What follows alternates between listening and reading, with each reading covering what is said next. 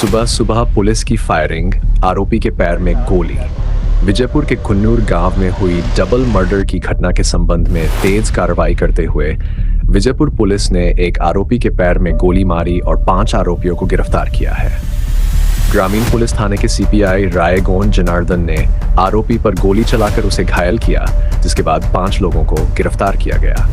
कुन्नूर गांव में इसाक कुरैशी और सागर बेलुंडगी की हत्या मामले में कुल 5 आरोपियों को पकड़ा गया है।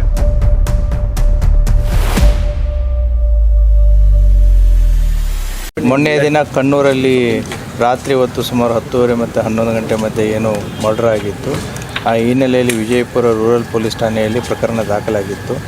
ಈಗಾಗಲೇ 5 ಆರೋಪಿತರನ್ನು ಬಂಧಿಸಿದ್ದಾರೆ. ಇವತ್ತು ಅರ್ಲಿ ಮಾರ್ನಿಂಗು ಆರೋಪಿಯನ್ನು ಬಂಧಿಸೋಕ್ಕೆ ಹೋದಾಗ ಆತ ತಪ್ಪಿಸ್ಕೊಳ್ಳೋ ಒಂದು ಪ್ರಯತ್ನ ಮಾಡಿದ್ದಾನೆ. ಪೊಲೀಸರ ಮೇಲೆ ಬೈಕನ್ನು ಹಾಯಿಸಿಬಿಟ್ಟು ಹೋದಾಗ ಇನ್ಸ್ಪೆಕ್ಟರ್ ಚೇಸ್ ಮಾಡಿದ್ದಾರೆ. ದೆನ್ ಆರೋಪಿಯನ್ನು ಗಾಳಿಯಲ್ಲಿ ಗುಂಡು ಹಾರಿಸಿದ್ದಾರೆ. ಅವನು ತಪ್ಪಿಸ್ಕೊಳ್ಳೋಕ್ಕೆ ಹೋದಾಗ ಪ್ರಯತ್ನ ಮಾಡಿದಾಗ ಆತನ ಕಾಲಿಗೂ ಕೂಡ ಗುಂಡನ್ನು ಹಾರಿಸಿ ಸೆರೆ ಹಿಡಿದಿದ್ದಾರೆ. ಆತನ ಹೆಸರು ಅಕ್ಷಯ್ ಜುಜ್ಜುಡಿ ಅಂತಂತೇಳಿ. ಈಗಾಗಲೇ ಅವನ ಮೇಲೆ 3 ಪ್ರಕರಣಗಳು ದಾಖಲಾಗಿದ್ದಾವೆ.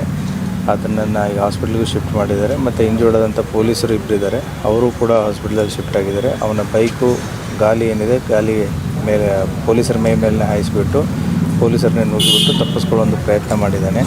ಈಗೇನು 2023ರಲ್ಲಿ ಈರನಗೌಡ ಪಾಟೀಲು ಅಂತಂತೇಳಿ ಒಬ್ಬ ವ್ಯಕ್ತಿನ ಇವರು ಈಗ ಸತ್ತಂತ 2 ಆರೋಪಿ ಇದ್ದಾರೆ, ಯಾರು ಸಾಗರು ಮತ್ತು ಇಸಾಕು.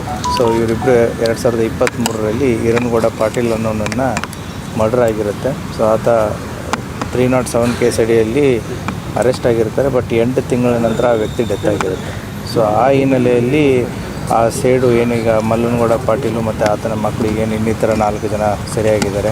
ಸಂತೋಷ್, ಸಂಜಯ್, ಭರತ್ ಮತ್ತು ಅಕ್ಷಯ್ ಅಂತಂತೇಳಿ ಇನ್ನುಳಿದ 4 ಆರೋಪಿತರು ಕೂಡ ಬಂಧನ ಒಳಗಾಗಿದ್ದಾರೆ.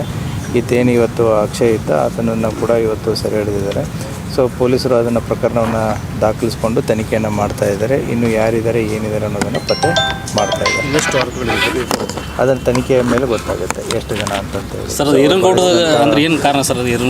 ಈರನಗೌಡನ ತಮ್ಮ ಮಲ್ಲನಗೌಡನ ತಮ್ಮ ಈರನಗೌಡ. ಸೊ ಆವಾಗ 2023ರಲ್ಲಿ ಒಂದು ಬಾರಲ್ಲಿ ಕೂತ್ಕೊಂಡು ಕುಡಿತಿರ್ಬೇಕಾದ್ರೆ ಈಗ ಸತ್ತಿರುವಂಥ ಇಬ್ಬರು ಮತ್ತು ಈ ಈರನಗೌಡನ ಮಧ್ಯೆ ಗಲಾಟೆ ಆಗಿ ಈರನಗೌಡ ತಲೆಗೆ ಟೈಲ್ಸ್ ಯಂತ್ರ ಹೊಡೆದಿರ್ತಾರೆ ಅಂತಂತೇಳಿ ಅವಾಗ ಒಂದು 307 ಕೇಸು ರಿಜಿಸ್ಟರ್ ಆಗಿರುತ್ತೆ. ಅದು ಸುಮಾರು 7-8 ತಿಂಗಳು ಟ್ರೀಟ್ಮೆಂಟ್ ಆದಮೇಲೆ ಅವನು ಡೆತ್ ಆಗಿರುತ್ತೆ. ಸೊ ಆ ಹಿನ್ನೆಲೆಯಲ್ಲಿ ಆ ಕುಟುಂಬದವ್ರಿಗೆ ಇವರು ಹಿಂಗೆ ಮಾಡಿದ್ರಲ್ಲ ಅನ್ನುವಂಥ ಒಂದು ಸಿಟ್ಟಿರುತ್ತೆ. ಆ ಹಿನ್ನೆಲೆಯಲ್ಲಿ ಮೊನ್ನೆ ರಾತ್ರಿ ಮಲ್ಲನಗೌಡನ ಮಕ್ಕಳು ಮತ್ತು ಇವರೆಲ್ಲ ಸೇರಿ ಈ ರೀತಿ ಮಾಡಿದ್ದಾರೆ. ಅವನು ಬರ್ತಿರ್ಬೇಕಾದ್ರೆ ಬೈಕನ್ನು ಅಡ್ಡಗಟ್ಟಿಬಿಟ್ಟು ನಿಲ್ಲಿಸಿಬಿಟ್ಟು ಅವ್ರ ಮೇಲೆ ಕಲ್ಲಿನಿಂದ ಹೊಡೆದಿದ್ದಾರೆ. ಸೊ ಆ ಹಿನ್ನೆಲೆಯಲ್ಲಿ ಅದು ಮರ್ಡರ್ ಕೇಸ್ ಒಂದು ಪ್ರಕರಣ ದಾಖಲಾಗಿತ್ತು. ಆ ಹಿನ್ನೆಲೆಯಲ್ಲಿ 5 ಜನ ಅರೆಸ್ಟ್ ಆಗಿದ್ದಾರೆ. ಆ 5 ಜನದಲ್ಲಿ ಇವತ್ತೇನೋ ಒಬ್ಬ ಆರೋಪಿನ ಹಿಡಿಬೇಕಾದ್ರೆ ತಪ್ಪಿಸ್ಕೊಂಡು ಹೋಗಬೇಕಾದ್ರೆ ಈ ರೀತಿ ಒಂದು ಫೈರಿಂಗು ಕೂಡ ಆಗಿದೆ. ಆ ಹಿನ್ನೆಲೆಯಲ್ಲಿ ಅದು ಒಂದು ಕೂಡ ಕೇಸು ದಾಖಲಾಗಿ ಅದು ಕೂಡ ಒಂದು ತನಿಖೆ ಆಗುತ್ತೆ. Thank you.